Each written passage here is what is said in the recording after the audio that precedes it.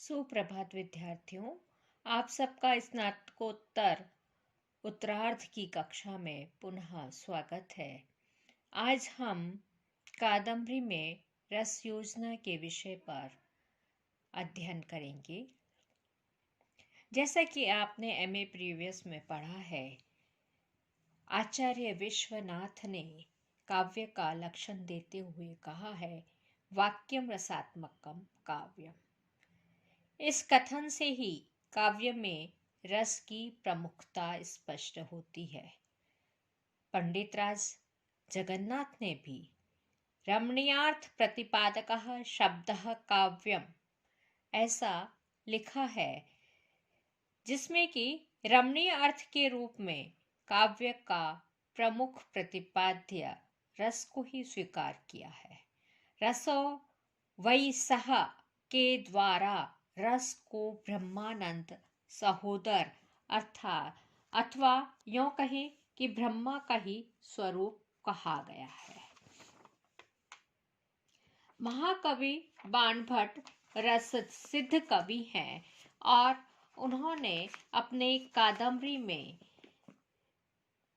रस का सागर भरा है। श्रृंगार रस में वे विशेष सिद्धस्त होने पर भी बाणभट्ट ने करुण, अद्भुत, शांत, हास्य, भयानक आदि रसों में भी पूर्ण सफलता प्राप्त की है। उनके पास अक्षय शब्द भंडार है, अलंकारों की अनुपम छटा है, जो हमें उन कादम्बरी में सर्वत्र दिखाई देती है। श्रृंगार रस प्रधान कादम्बरी मानव हृदय की मुख प्रणय वेदना की मर्म भरी कथा है। प्रेम के उद्दाम प्रवाह की इसमें प्रस्तुति है, किंतु कुल और समाज की मर्यादा रेखाओं का अतिक्रमण नहीं हुआ है। महाश्वेता हो या कादम्बरी, चंद्रपीढ़ हो या वैशंपायन, सभी के स्वाभाविक प्रेम का उदात्त चित्रण उन्होंने किया है और सहृदय के हृदय को श्रृंगार के शिखर तक पहुंचाता है, किंतु अश्लीलता कहीं पर भी नहीं है। पुंडरीक भी यदि प्रेम में पागल हुआ तो कपिंचल ने उसकी भरपूर भर्त्सना की है। बाण की दृष्टि में असंयत प्रेम मानसिक एवं शारीरिक दुर्वस्था का कारण है।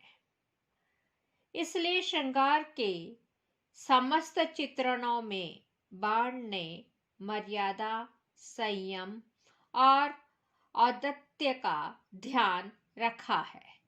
श्रृंगार के दोनों भेद यानी संयोग और विप्रलंभ दोनों में ही रसों में का सम्यक परिपाक कादम्बरी में किया गया है।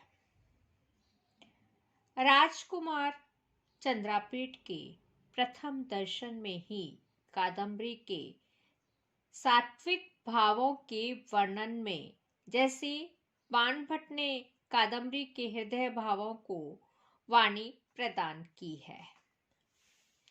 चंद्रापीठ को देखकर कादम्बरी के शरीर पर कामदेव ने पसीना उत्पन्न कर दिया, किंतु लोगों ने समझा कि सहसा उठकर खड़ी होने के कारण उत्पन्न थकान से कोमलांगी कादम्बरी पसीने से लथपथ हो गई है।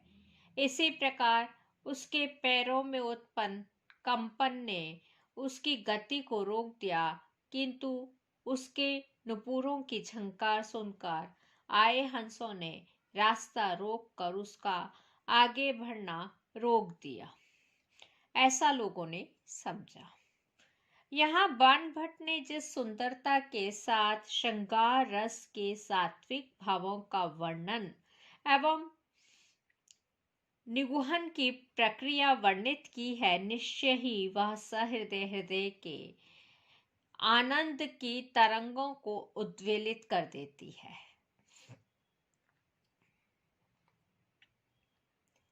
विप्रलंब संगार की मार्मिक वेदना का अनुभव महाश्वेता विलाप व कादम्बरी के विरह वर्णनों में होता है।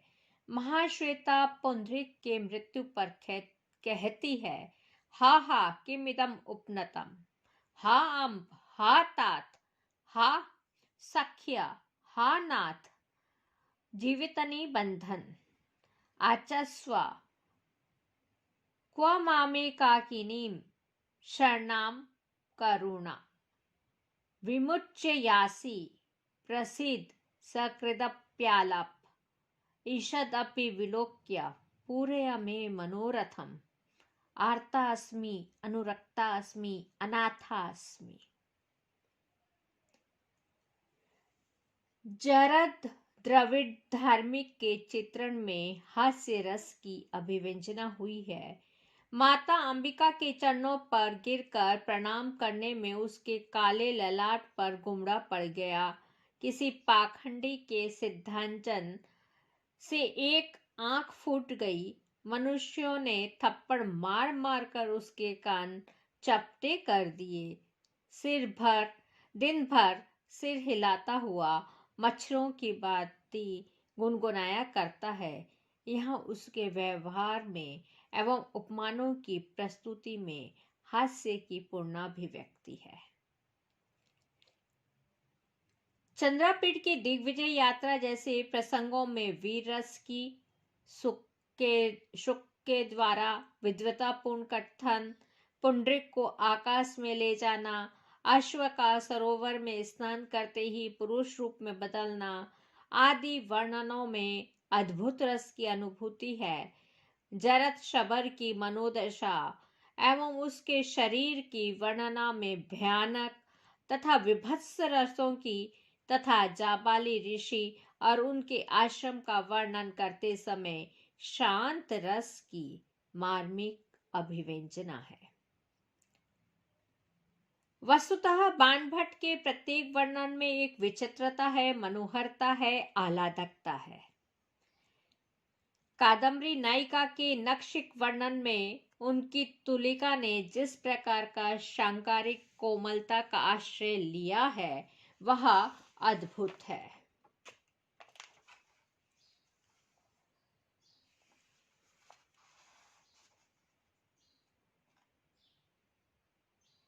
बाणभट्ट के रस परिपाक विषयक प्रयत्न की सफलता का मुख्य कारण उनका अपार शब्द भंडार एवं लोक जीवन का बहुत समीप से किया गया अनुभव है।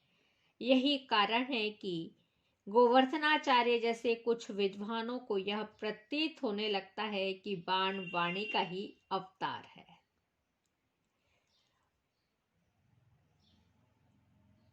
इस तरह बाणभट्ट के काव्य में श्रृंगार रस तो प्रधान है ही, साथ ही सभी अन्य रस, अद्भुत, विभत्स, शांत रस इत्यादि का भी स्थाने स्थाने वर्णन हुआ है और उसका आस्वादन श्रोता और अध्येताओं ने किया है।